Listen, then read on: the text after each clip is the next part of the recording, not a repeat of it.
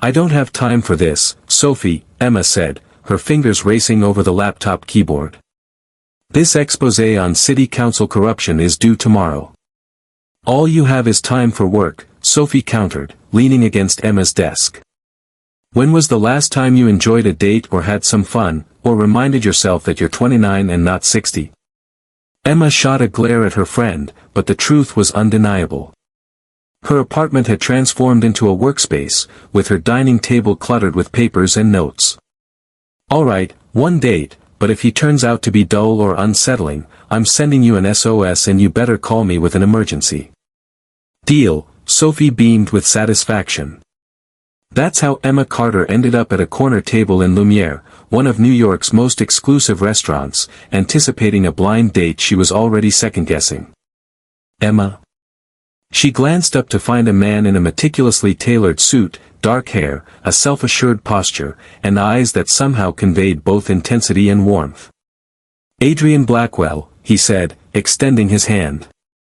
Sorry I'm late, traffic was terrible. Emma shook his hand, her mind already cataloging the details. Blackwell, that name stirred a flicker of recognition within her. No problem, she responded. I was simply savoring the scenery. Once seated, Adrian caught her off guard. Unlike the self-important individuals she had encountered in previous interviews, he inquired about her work, listened with genuine interest, and showcased a charming humility that took her by surprise. So you're telling me you broke a story on pharmaceutical price fixing, he asked, clearly impressed. It was largely a matter of chance and determination, Emma remarked. The appropriate document arrived in my inbox precisely when it was needed. Don't downplay it. The impact of that work is profound. The dialogue unfolded seamlessly. Emma discovered herself laughing more than she had in a long time. As their dishes were served, Adrian spoke of his experiences overseas. After college, I spent 3 years in Italy, he remarked, swirling his wine. I was managing some of our properties in Milan and Florence. The way he spoke, a bit hurried, his gaze darting elsewhere, ignited Emma's instincts. Something was amiss. Blackwell? Your family is behind Blackwell Enterprises, correct? She inquired nonchalantly. Adrian nodded, a subtle shift in his smile. That's correct, although I make an effort to maintain some distance from the family business these days. I believe I've come across that name in my research before, Emma continued, observing his response. We're involved in real estate development. It's quite mundane, he brushed it off. I'm more interested in hearing about that corruption story you're investigating. Emma accepted the shift in topic, yet she noted his reluctance in her mind. Blackwell Enterprises. The name lingered in her thoughts. She had come across it in her files, linked to something unpleasant. As dinner wrapped up, Adrian escorted her outside and signaled for a cab. I had a wonderful time, he remarked, his smile sincere. Would you think about doing this once more? Standing beneath the restaurant's golden lights, Emma paused. Her intuition cautioned her regarding Adrian's link to aspects of her previous inquiries, yet there was an undeniable quality about him, a sincerity in his gaze, a softness in his demeanor, that captivated her. I'd like that, she found herself saying. During the cab ride home, Emma retrieved her phone and typed in, Blackwell Enterprises fraud investigation. The search results caused her to gasp. 3 years prior, a significant fraud case tied to money laundering, bribery, and corruption had been associated with Blackwell Enterprises. The case was ultimately dismissed due to a lack of evidence, yet Emma couldn't shake the murmurs of witnesses being hushed. There was also a woman's name tied to the case, a figure who had disappeared amid the investigation. By the time Emma arrived at her apartment, her thoughts were in a whirlwind. She slipped off her heels and headed straight to her filing cabinet, retrieving folders filled with past research. There it was, hidden among her notes on abandoned cases. Blackwell Enterprises had been the subject of a federal investigation for a significant scheme involving overseas properties, particularly in Italy. The case inexplicably unraveled as crucial witnesses withdrew their support. Among her notes lay a name that sent a shiver through her, Emily Dawson, 28, who had vanished after a Blackwell corporate event. Emma sank into her chair, torn by conflicting emotions. Adrian appeared sincere, a stark contrast to the cunning wrongdoers she had uncovered in the past. Yet, his family's business harbored significant secrets, and his reluctance hinted at a deeper knowledge. Suddenly, her phone vibrated with a message from Adrian. "Thank you for a delightful evening. Eagerly anticipating our next meeting." Emma gazed at the message, then at the documents laid out before her. She had learned to pursue narratives wherever they might take her, regardless of the discomfort involved. Yet, she never anticipated that a blind date would evolve into a possible inquiry. "What secrets are you concealing, Adrian Blackwell?" she murmured to herself, fully aware that she wouldn't find peace until she uncovered the truth. The clock read 3:18 a.m. when Emma finally lifted her gaze from the files.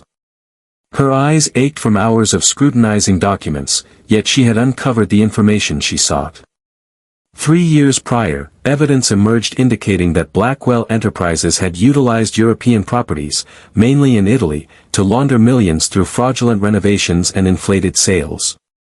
The federal investigation had centered on Victor Blackwell, Adrian's father, but abruptly fell apart when witnesses refused to cooperate. However, what truly unsettled Emma was the mysterious disappearance of Emily Dawson.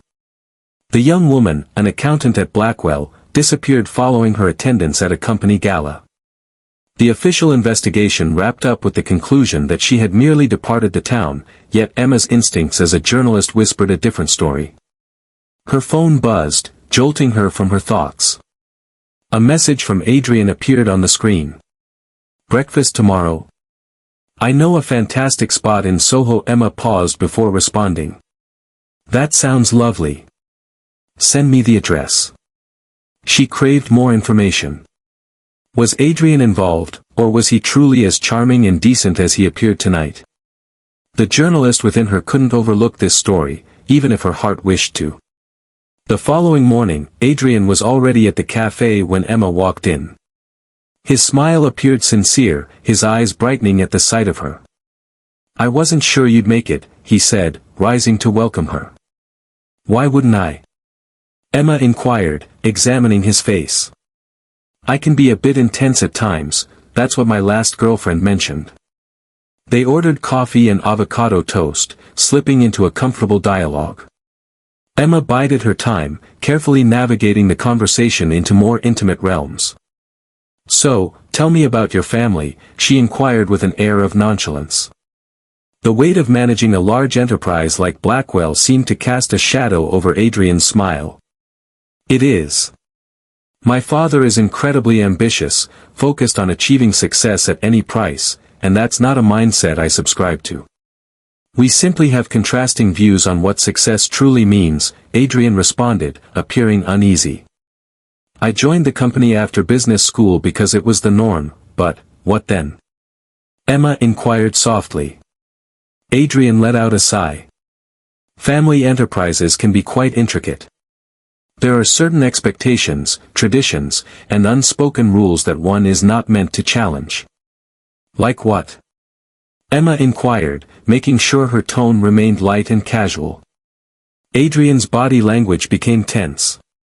"Nothing in particular, just matters of corporate culture."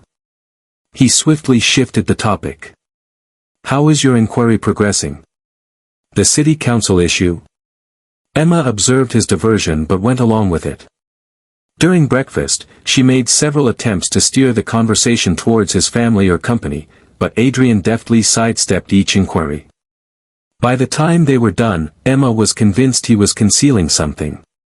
Once outside the cafe, Adrian grasped her hand. "Emma, I would love to see you again. Perhaps we could have dinner next weekend." As she gazed at him, noticing the hopeful expression and the warmth in his eyes, she felt a swirl of conflicting emotions. Her instincts were urging her that Adrian Blackwell was tied to a story worth chasing, yet another part of her felt an unfamiliar attraction to him.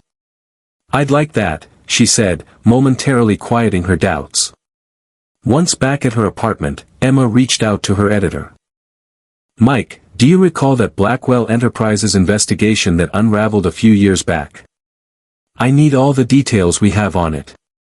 What's with the sudden curiosity? Mike inquired. Emma paused. Guided by intuition, Emma found herself in the newspaper's archives that afternoon, enveloped by boxes filled with documents, financial records, interview transcripts, and background checks. The investigation had been meticulous, yet it had inexplicably fallen apart. A note in the margin of one transcript drew her attention. A witness asserts that AB could possess documents. AB refers to Adrian Blackwell. Emma's phone buzzed with an unfamiliar number. "Hello," she answered, but only silence greeted her. Then a gravelly voice cut through the air. "Drop it. Excuse me, who is this? Stop digging into Blackwell, you're playing with fire." The call abruptly ended. Emma fixed her gaze on her phone, her heart racing. Someone was aware of her inquiry. Someone was observing. That evening, while she gathered her notes, a straightforward realization came to light. The Blackwell case remained unresolved.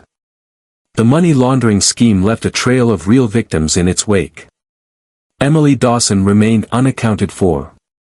Meanwhile, Adrian Blackwell, the man who had captured her heart, stood at the very center of the turmoil.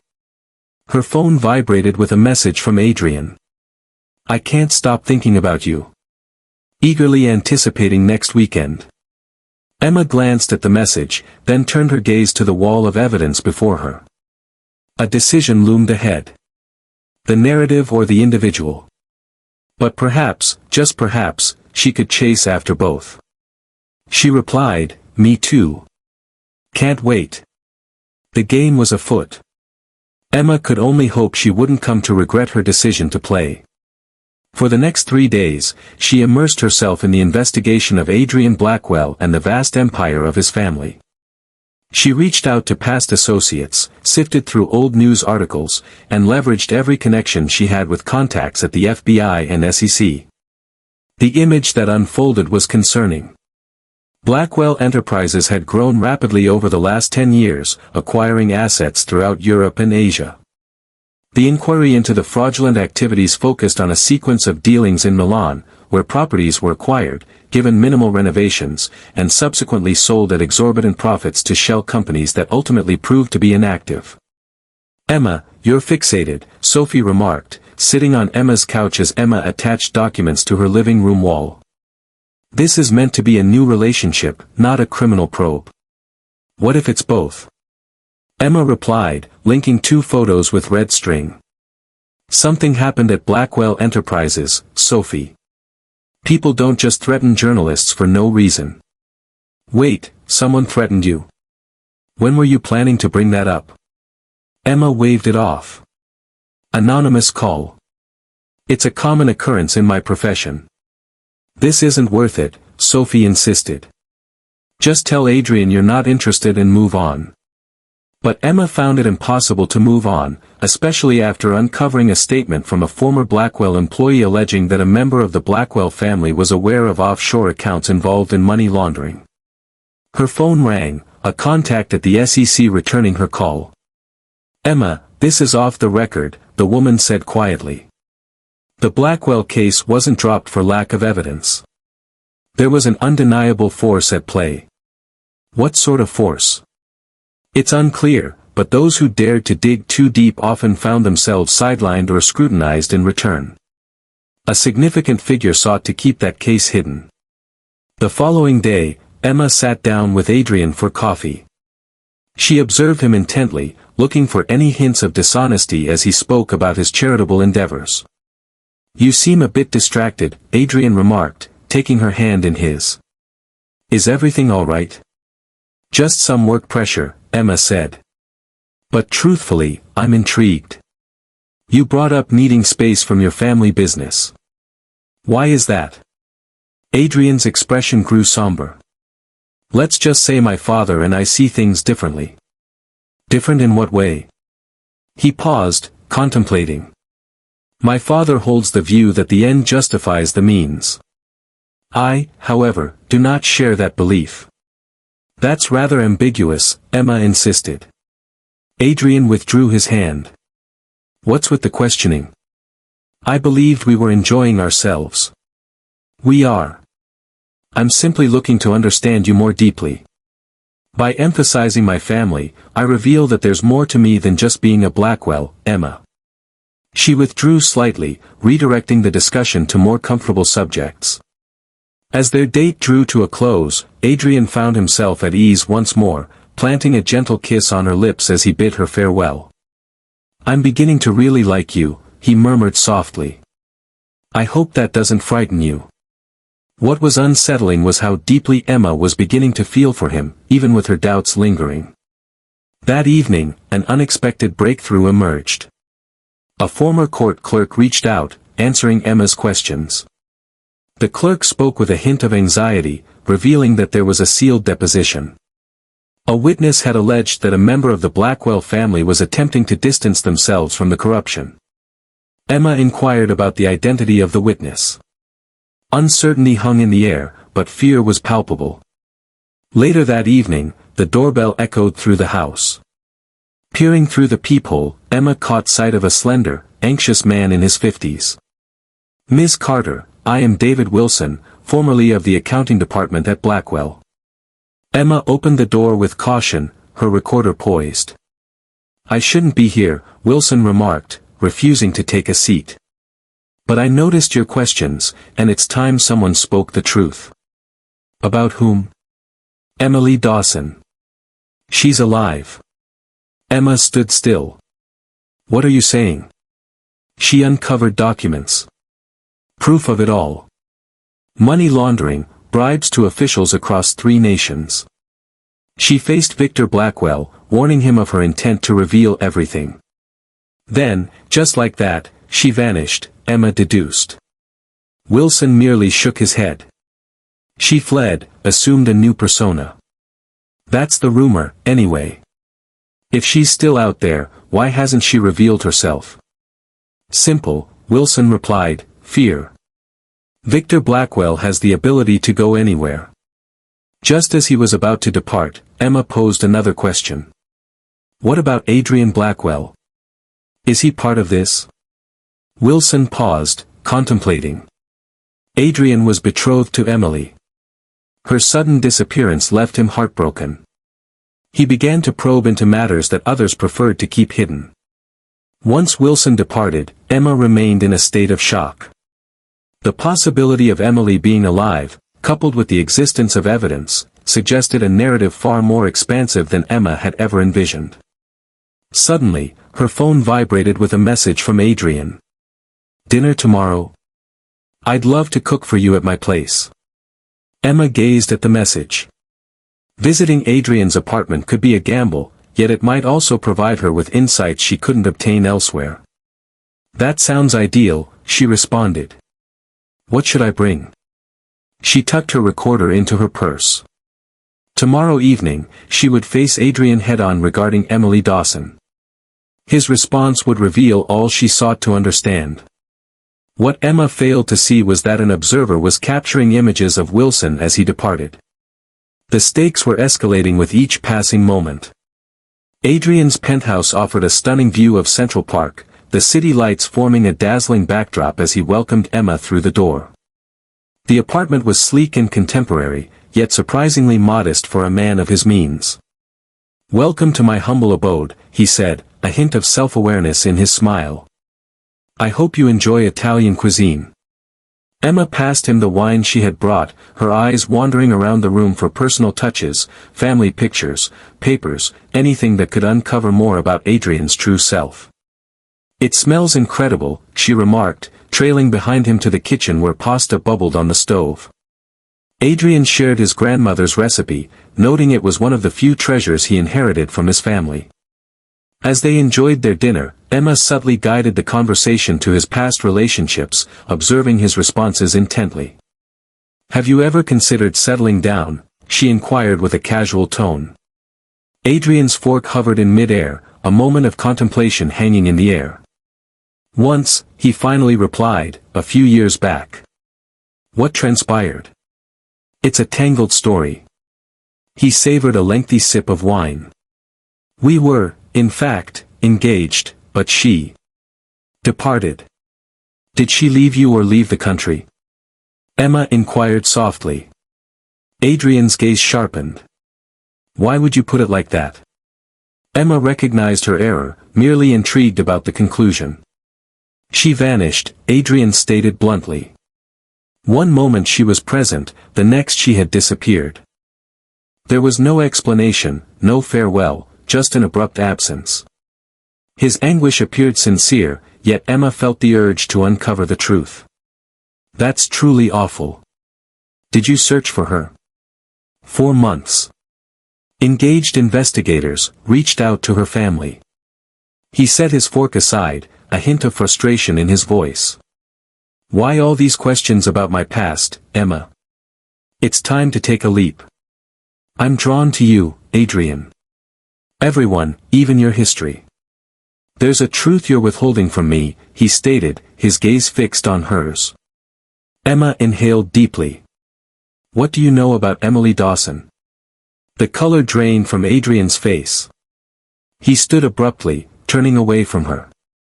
For a long moment, the only sound was the ticking of a wall clock. Who are you, really? He finally asked, his voice barely above a whisper. A reporter on the hunt for a story? Or did someone send you? I'm exactly who I said I am, Emma replied. A reporter who unexpectedly uncovered a deeper story. Adrian glanced back at her, his eyes filled with anguish. Emily was my fiancée. Even though she had her suspicions, hearing him confirm it sent a shiver down Emma's spine. What had happened to her, Adrian? He slumped back into his chair. I wish I knew. We were in the midst of planning our wedding. She was employed in accounting at Blackwell. Then one day, she called me in a panic, saying she had discovered something alarming that she needed to show me, documents. Before we had the chance to meet, she disappeared. Did you inform the authorities? Naturally. But my father, he dictated the story, claiming she had stolen money and run away. I could hardly accept it. And you still haven't located her? Adrian's face grew stern. The detectives my father employed insisted they discovered proof she had traveled to Argentina. I brought in my own team. They uncovered nothing. Why would she flee? Emma inquired, though she already had an inkling of the truth. If what she discovered was serious enough, fear could have gripped her. His gaze locked onto Emma's. How do you know about Emily? I've been looking into the fraud claims against Blackwell Enterprises. Emily's name has surfaced. So this is what it amounts to. I'm merely a reference. Hurt flashed in Adrian's expression. It wasn't how it began, Emma confessed. Yet, I can't overlook a narrative this significant. Adrian rose once more, moving restlessly. My father poses a threat, Emma. If he suspects you're probing into this, I've already been threatened, she cut in. Then you must halt immediately. His tone was filled with urgency. These individuals, my family, they operate outside the bounds of ordinary conventions. Emma's phone vibrated, drawing her attention. A message from an unfamiliar sender read, I have what you're looking for. Let's gather tomorrow at the Lakeview Motel in Ridgewood, New Jersey, specifically in room 14. Please arrive solo. She revealed it to Adrian. Someone is aware of my inquiry. Please don't leave, he urged. It's dangerous. If Emily is still out there, I must locate her. Adrian took hold of her hands. In that case, I'm joining you. No way. This person won't say a word if you're around. Their discussion persisted until Emma ultimately consented to update Adrian every hour while she was away. As she got ready to depart, he drew her near. Take care, he murmured. Having already lost someone dear to this chaos, I can't bear the thought of losing you as well. The following morning, Emma set off for New Jersey, her nerves frayed. The motel was dilapidated, nestled away from the bustling highway. Room 14 lingered at the far end of the structure, partially obscured by unruly foliage. Emma rapped on the door, her heart racing. The door creaked open just a sliver, chains rattling softly. A woman's eye emerged, scrutinizing the outside world. "Are you alone?" she inquired, her voice laced with caution. "Indeed," Emma confirmed. The door shut, the chain rattled, and then it opened once more. Before Emma stood a slender woman with dyed blonde hair and nervous eyes, a face Emma recognized from pictures. "Emily Dawson." The woman nodded. "Come in quickly, we don't have much time." As Emma stepped inside, Emily locked and chained the door, then checked the windows. "I've been observing you," Emily remarked. "You've been inquiring about me, about Blackwell." "I'm attempting to grasp what transpired," Emma clarified. Emily's laugh held a sharp edge. "What transpired was my discovery of proof regarding Victor Blackwell's misdeeds, and I foolishly revealed my awareness to him." "So you fled?" "I escaped," Emily clarified, "and I was correct as well. Victor Blackwell would go to any lengths to safeguard his secrets, even if it meant harming his own son." "What do you mean, even his own son?" Emma inquired, the small motel room suddenly feeling much colder. Emily paced anxiously, glancing at the window repeatedly. "Adrian began to inquire after my sudden absence. He was skeptical about the idea that I had taken the money. He started sifting through company files, delving into records that were off-limits. And his father discovered this?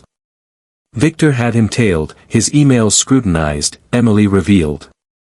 "When Adrian edged too near to the truth, there was a car accident, brake failure on a winding mountain road in Italy. Adrian managed to pull through, just." The implication was unmistakable, and Emma felt a wave of nausea. "Are you suggesting that Victor attempted to take his own son's life?" "I'm suggesting that Victor Blackwell will safeguard his empire no matter the price.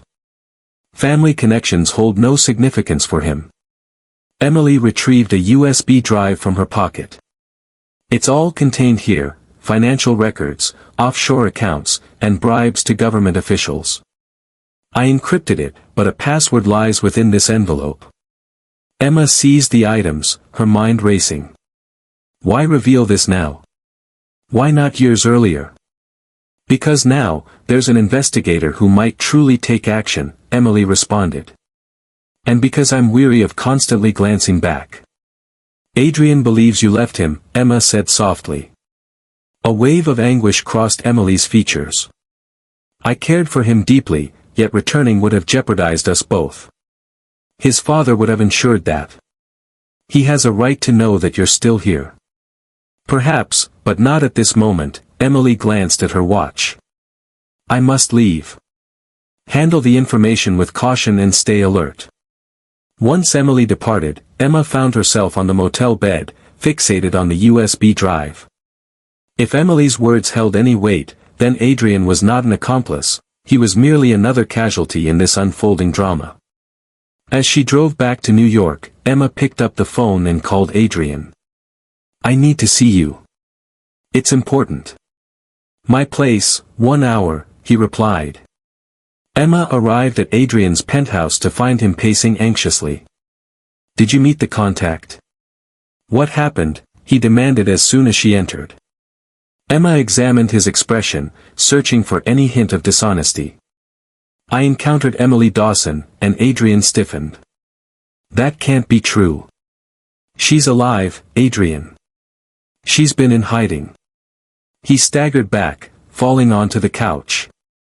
"All this time, why would she vanish like that? Why leave me in the dark?" "She was scared," Emma clarified, sitting next to him. "She discovered proof of your father's unlawful actions and confronted him. She fled because she feared he would silence her, and she never considered reaching out to me." His voice was laced with pain and fury.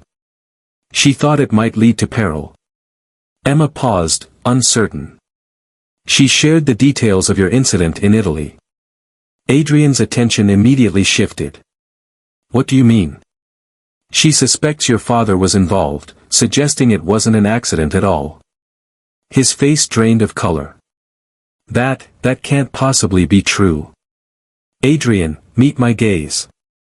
Have you ever stumbled upon something in your father's business that felt off? He paused for a significant stretch of time. Last year, I came across paperwork regarding properties in Milan that were sold at exorbitant prices to shell companies.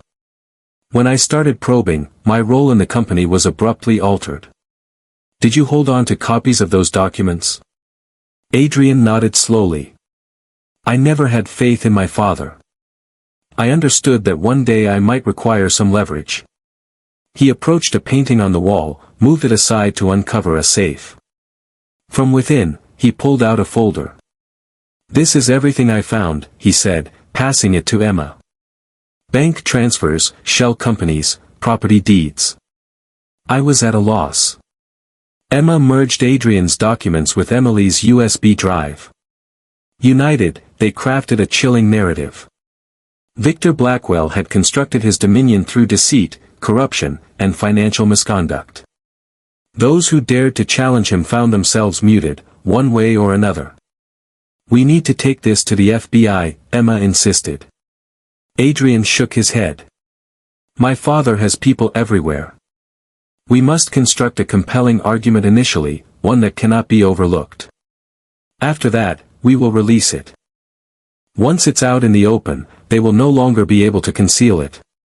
While they crafted their strategy, Emma's phone buzzed to life. It was Sophie. Emma. Someone broke into your apartment, Sophie said, her voice trembling. It's a complete mess. The police are here now. Adrian noticed the shift in Emma's demeanor. What's going on? Someone has broken into my home, she replied, ending the call. They're making a statement. Adrian drew her in, whispering, stay here tonight. You'll be safe. As darkness enveloped the night, Adrian lay in slumber, while Emma's phone buzzed with a message from an unfamiliar source. The warning was unmistakable: if she didn't cease her actions, he would be the next to vanish. Emma gazed at Adrian's peaceful figure, a storm of emotions swirling within her. Her presence alone posed a threat to his safety. By dawn, Emma had reached a resolution. She quietly exited while Adrian was in the shower, leaving behind just a note. I must handle this on my own. It's better for your safety. She dialed her editor from a bustling cafe across town. Mike, I need protection on a significant story. How significant? He inquired. It's a career-defining moment, Emma said, but it's fraught with danger. Lives have already been lost. Use the back entrance to come in. Take the service elevator.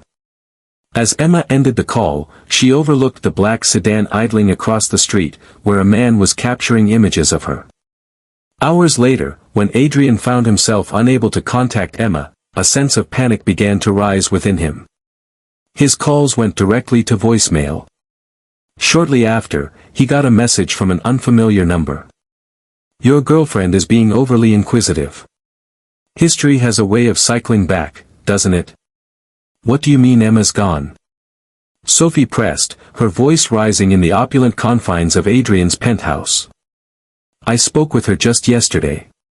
She left a note indicating she needed to handle this on her own. Adrian paced back and forth, anxiety evident in his movements. Then, he revealed the message. He displayed the menacing text to Sophie. We have to call the police, Sophie urged. And what are we supposed to say? That a reporter looking into my family's business has gone missing? That my father could be involved? Adrian ran his fingers through his hair. They'd just mock us at the station. Or even worse. Alert my father. Adrian's phone began to ring. A number he didn't recognize. Hello. Mr. Blackwell, a woman's voice said. This is Diane Roberts from the New York Times. We're preparing to publish a piece regarding the allegations surrounding Blackwell Enterprises. Would you like to share your thoughts? Adrian felt a sinking sensation in his stomach. Who provided you with this information?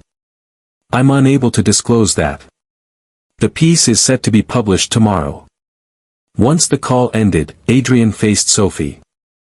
Emma has taken it to the press. If my father finds out before the story breaks, he already knows, a voice echoed from the doorway. Adrian turned swiftly to see his father standing there, flanked by two imposing figures. Victor Blackwell, impeccably attired as ever, regarded his son with a chilling sense of disappointment. I raised you better than this, Adrian, Victor remarked, entering the apartment. Betraying your family for a journalist? How disappointingly predictable. Where is she?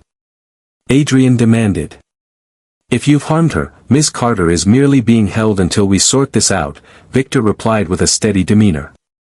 She'll be freed once the narrative is silenced and all proof is retrieved. This cannot be hidden any longer, father. The moment has passed. Victor's grin was unsettling. It's never too late for the truth to come to light. Roberts will soon have the evidence of Miss Carter's deceit. Her reputation is on the brink of collapse. The tale comes to an end. And Emma? That rests in your hands. Victor gestured to his men, who advanced toward Adrian. Bring him to the warehouse. Ensure he feels at ease. Adrian charged at his father, but one of the men intercepted him, forcefully pinning him against the wall. Sophie, hurry. Adrian yelled. Sophie dashed toward the door, but the second man intercepted her. Ms. Wright will be with Ms. Carter, Victor stated. In negotiations, leverage plays a crucial role. Meanwhile, Emma stirred in the shadows of her room, her head throbbing. The final memory that flickered in her mind was departing the newspaper office, followed by a sudden jolt of pain. Hello, she called, her voice reverberating in the dim space. She found herself in a storage room, with cold concrete floors and no windows, just a solitary metal door. As the door swung open, light poured in, illuminating the shadows. A man shoved Sophie into the room. Emma, Sophie hurried to her side. Are you all right? What occurred? How did you, Victor Blackwell happened, Sophie clarified. He arrived at Adrian's apartment. They took him as well. Emma felt a chill run through her veins. This is entirely on me. I should have kept you and Adrian out of it. It's not your fault, Sophie insisted. We have to find a way out of this place. Emma scrutinized the surroundings. Pipes snaked across the ceiling, ventilation ducts loomed overhead, and a small security camera watched from the corner. She suddenly realized where they were. This was a Blackwell property, an old warehouse by the river. She had researched it for her narrative. Outside their confinement, Adrian found himself in an office, his father seated opposite him. You disappoint me, son, Victor stated. I provided you with everything, education, a career, a future, and you squander it for what? A reporter? A misguided sense of justice? You attempted to kill me in Italy, Adrian replied, his tone devoid of emotion. Victor didn't refute it. It served as a caution, one you evidently ignored. And Emily? Was she merely a caution as well? Miss Dawson made decisions. So did you, Victor stood.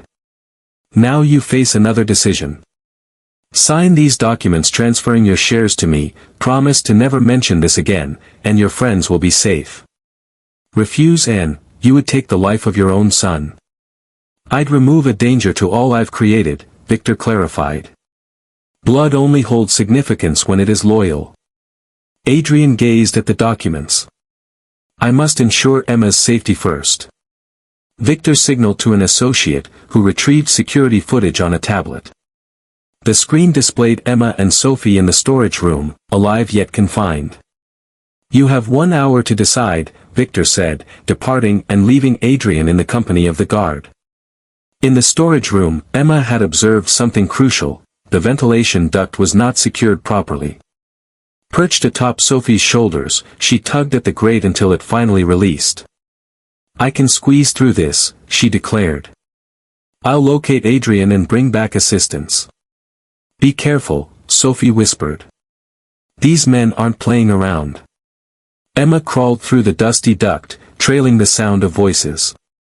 Through another grate, she glimpsed Adrian seated in an office, a guard keeping a watchful eye on him. She pressed on until she discovered a duct that led outside, emerging behind the warehouse.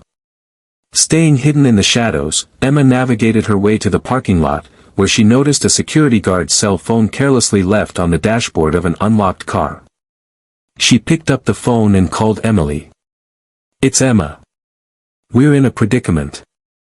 We're at the Riverside warehouse with Victor and Adrian. I'll reach out to someone," Emily assured me she would help. "Remain concealed." Emma stealthily approached the warehouse, resolute in her mission to rescue Adrian. As she drew closer to a side entrance, she recognized a familiar figure. David Wilson, the former accountant from Blackwell. "Wilson, what brings you here?" "I'm here to assist," he responded, pulling out a key card. "I still have access to certain properties." Emily reached out to me. They quietly entered, with Wilson guiding her along a maintenance corridor that led to the offices. "Adrian is in the main office," Wilson murmured. "However, there's a guard." "We require a diversion," Emma stated. Suddenly, alarms erupted throughout the building. "Fire alarm," Wilson clarified. "It's been remotely triggered by Emily." Amidst the chaos, Emma and Wilson made their way to the office. The guard had gone out to check on the alarm. They hurried inside, discovering Adrian. "Emma," he wrapped his arms around her.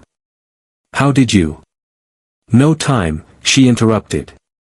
"We have to find Sophie and leave." As they rushed toward the storage room, Victor Blackwell emerged in the corridor, rage etched across his features. "This ends now," he declared, brandishing a gun.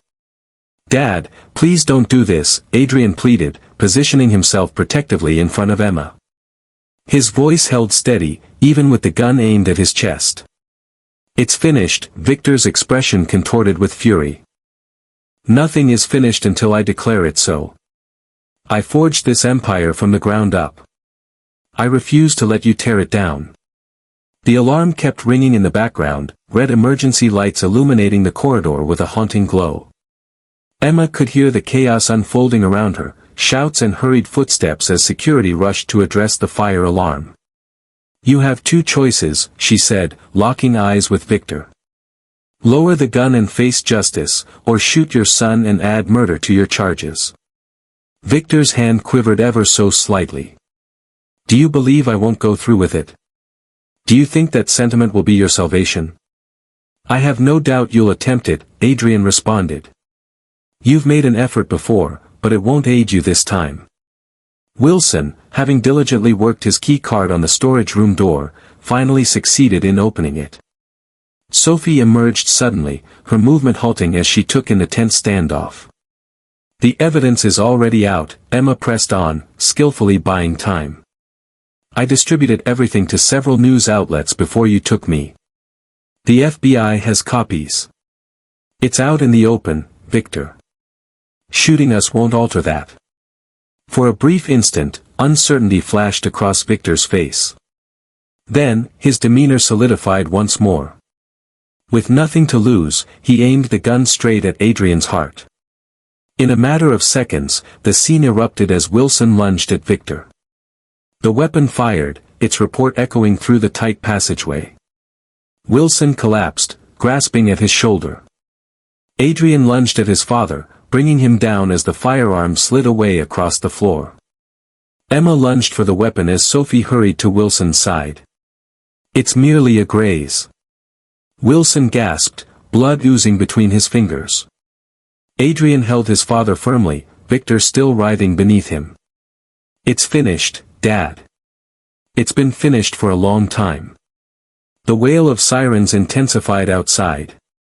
Through the grimy warehouse windows, Emma caught sight of police lights flickering. "They've arrived," she murmured, gripping the gun with care, aimed at the ground. Emily must have reached out to them. Victor ceased his resistance. A sudden understanding flickered in his eyes. "Emily is alive. Very much alive," a new voice declared. They all turned to see Emily Dawson standing at the end of the corridor, flanked by FBI agents with weapons drawn. Federal agents commanded everyone to the ground. Emma, Adrian, Sophie, and Wilson obeyed without hesitation. In the midst of the chaos, Victor attempted to escape, but an agent swiftly subdued him, fastening handcuffs around his wrists. Victor Blackwell, you are hereby placed under arrest for charges including fraud, money laundering, conspiracy, kidnapping, and attempted murder, an agent declared, reciting his rights. As they were assisted to their feet, Adrian locked eyes with Emily, witnessing his former fiancée for the first time in years. "You're truly alive," he murmured. Emily's eyes brimmed with tears. "I'm so sorry, Adrian. I never meant to cause you pain." Before they could utter another word, they found themselves pulled apart for questioning. The warehouse erupted into a whirlwind of motion, with evidence being gathered, statements recorded, and paramedics attending to Wilson's injury. Hours later, Emma found herself in an FBI field office, completing her statement. Across the room, Adrian mirrored the actions. "Ms. Carter," the agent stated, "your evidence is quite persuasive. When paired with Ms. Dawson's testimony and the tangible evidence from the warehouse, we have a robust case against Victor Blackwell and multiple board members." "What about Adrian?" Emma inquired. "He was not involved in this. Up to this point, all evidence supports that notion. He seems to be yet another pawn in his father's machinations." As they were finally set free, the first light of dawn illuminated New York. News vans were converging outside the FBI building, with reporters eagerly vying for information on the Blackwell scandal. Adrian spotted Emma perched on a bench outside. "The media vultures are circling," he remarked, gesturing toward the news vans. "That's my world," Emma responded with a weary smile. "I ought to be out there with them. Instead, you're the focus." Adrian sat beside her. "Your editor reached out. The Times is featuring your expose as their top story." "It doesn't feel like a triumph," Emma murmured softly, "not after all that transpired." Adrian grasped her hand. "My father made his decisions. I made mine as well." He paused. "I caught a glimpse of Emily before she departed. She's giving her testimony against my father in return for immunity. Are you considering reconciling with her?" Adrian shook his head. "Too much has transpired. She acted according to her beliefs. However, that part of my story has come to an end." His gaze locked with Emma's. In the midst of all the peril, the treachery, the shocking truths, an undeniable connection lingered between them, something authentic that had blossomed in the turmoil. "What comes next?" Emma inquired. "I will stand against my father. The company is set for restructuring, likely to be sold off in parts." Adrian offered a faint smile. "I'll be without a job, but at least I won't have to constantly watch my back anymore." The following week erupted with a flurry of news and discoveries. The Blackwell Empire, constructed on deceit. Air plays a crucial role in unveiling a father's misdeeds. A woman who had been missing has returned. Emily Dawson's testimony is crucial in the Blackwell case. The FBI conducted raids on Blackwell offices, seizing documents and arresting executives. As anticipated, Victor attempted to escape the country, but FBI agents caught up with him at a private airfield. The sight of Victor Blackwell, handcuffed and looking disheveled, being escorted into federal court dominated front pages across the nation. Emma's coverage garnered acclaim from both her peers and rivals. Job offers poured in, one of which was an investigative role at the Washington Post. Amidst it all, she and Adrian held on to one another, discovering comfort in their mutual struggle. They were both aware that their relationship had started on shaky ground. She was delving into his past, while he concealed family truths. Yet, amidst the lies, something authentic had surfaced. A month after Victor's arrest, Emma found herself in her apartment, encircled by boxes. She was getting ready to relocate to Washington for her new job.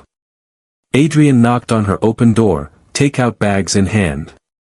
I thought you might appreciate some dinner. Packing demands a lot of energy. You're a lifesaver, she remarked, making room on the counter. While they enjoyed their meal, Adrian's demeanor shifted to a more serious tone.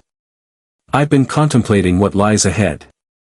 With the company dissolved and my father facing trial, I find myself unbound in a manner I've never experienced. It's daunting, frightening, he confessed, yet also exhilarating. Emma observed him, this man who had experienced profound loss yet appeared somehow unburdened by it. So what will you do with your newfound freedom, she asked. I'm establishing a foundation for corporate whistleblowers, Adrian replied. Individuals like Emily, who put everything on the line to reveal corruption. That's absolutely ideal. Adrian leaned over the table, grasping her hand. There's just one more thing. I've received an offer from the foundation in D.C. Emma's heart raced. You're relocating to Washington. If that works for you, I don't want to assume. She leaned over the table and kissed him. It's more than acceptable. Their connection had started with hidden truths and doubt. Yet now, with honesty revealed, they could truly embark on a fresh beginning. This time on genuine terrain. Half a year post Victor Blackwell's apprehension, Washington, D.C. was basking in an unseasonably warm spring.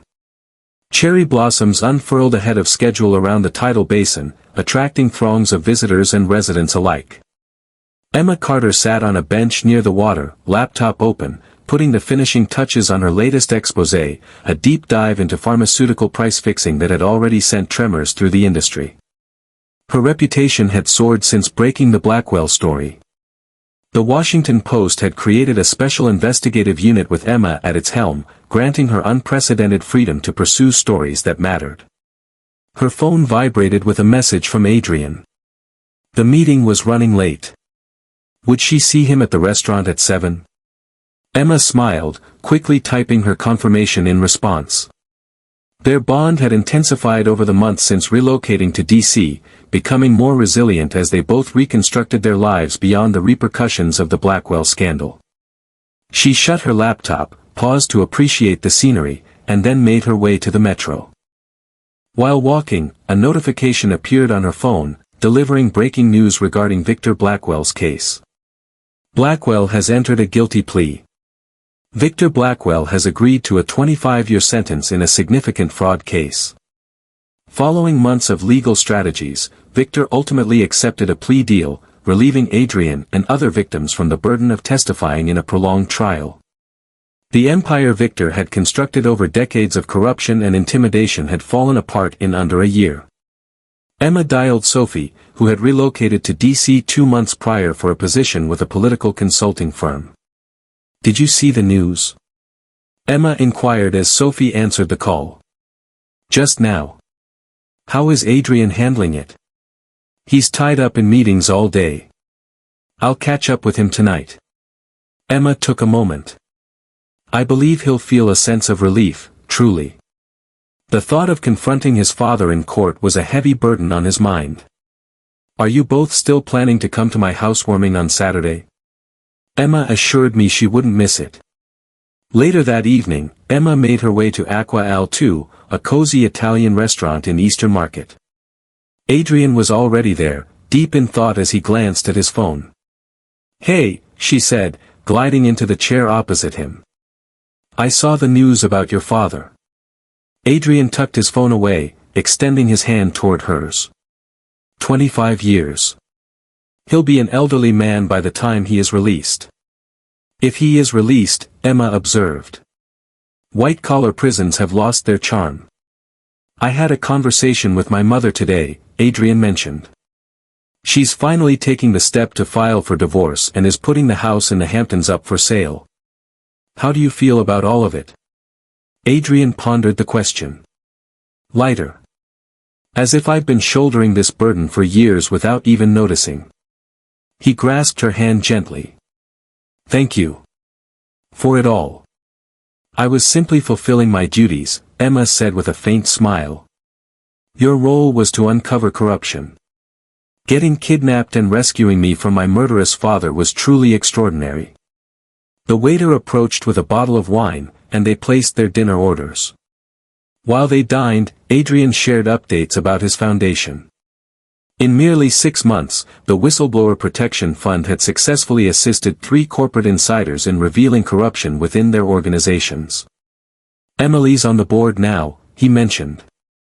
She's been remarkable at spotting those in need of assistance. Have things been all right between you two? Adrian nodded. Surpassed my expectations. What we shared belongs to the past. We both recognize that now. After dinner, they strolled through the serene streets of Capitol Hill, the historic row houses radiating a soft warmth in the evening glow. Adrian appeared lost in thought, halting abruptly in front of a quaint park. Do you remember the first time we met? He inquired. That absurd blind date. Emma chuckled.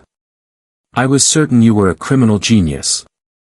And I thought you were merely a captivating woman with an insatiable curiosity. Adrian turned to meet her gaze. Lately, I've found myself reflecting deeply on beginnings. Oh. Emma arched an eyebrow. Our start was anything but ordinary, rooted in half-truths and inquiries. He grasped her hands in his. Yet what blossomed from it is the truest experience I've ever encountered. Emma's heart raced as Adrian knelt down, revealing a small box from his pocket. Emma Carter, you recognized the truth within me when I was still in denial. You put everything on the line to support me when chaos surrounded us. He lifted the lid of the box, unveiling a straightforward yet exquisite diamond ring. I desire no more hidden truths between us. I wish to embark on our next chapter together, illuminated by the brilliance of day. Will you marry me? Emma, typically so articulate, found herself at a loss for words. Tears filled her eyes as she nodded in response. Indeed. She has finally succeeded. Certainly. Adrian gently placed the ring on her finger and leaned in to kiss her, completely unaware of the onlookers who beamed at the timeless display of affection in the charming streets. Later that evening, nestled in their cozy brownstone apartment, Emma snuggled against Adrian on the sofa, both still filled with joy as they shared their news with friends and family. Emma chuckled as she hung up from her latest call, mentioning how Sophie was already busy organizing the bachelorette party. Poor Sophie. She believed she set everything in motion with that blind date. In a sense, she did. Emma gazed at her ring, illuminated by the gentle glow of the lamp. If it weren't for her interference, I might have never looked into Blackwell Enterprises, and I would still be under my father's shadow, merely existing. Adrian drew her nearer. It seems we have a debt to her. But let's keep that under wraps, she's already quite full of herself regarding her talent for matchmaking. They settled into a soothing quiet, the city's hum providing a soft soundtrack to their reflections. In less than a year, everything had shifted. Careers evolved, family connections frayed and mended, truths unveiled, and lives rerouted. What do you think about a spring wedding? Emma inquired. Next April, when the cherry blossoms are in bloom. Perfect, Adrian concurred. A fresh start, in a time of fresh starts. Emma reflected on the path that had led them to this moment, transitioning from doubt to faith, from inquiry to affection. Her instinct for uncovering the truth had guided her to a narrative much more intimate than she ever anticipated. You know, she said, gazing up at him, for a tale that began with so many deceptions, we ended up with something astonishingly genuine. Adrian smiled, pressing a kiss to her forehead. Truth has a way of emerging, doesn't it? Particularly when there's a skilled storyteller involved. Outside their window, Washington engaged in its ceaseless political ballet of power and intrigue. Yet within, Emma and Adrian discovered something precious amidst the ever-changing tides of alliances and concealed motives, a bond forged in honesty, steadfast and unwavering. Thus, Adrian inquired, mirroring the question from their initial meaningful exchange months prior, where do we go from here? Emma leaned in to kiss him. Her answer remained unchanged, yet it resonated with newfound significance. Wherever we desire.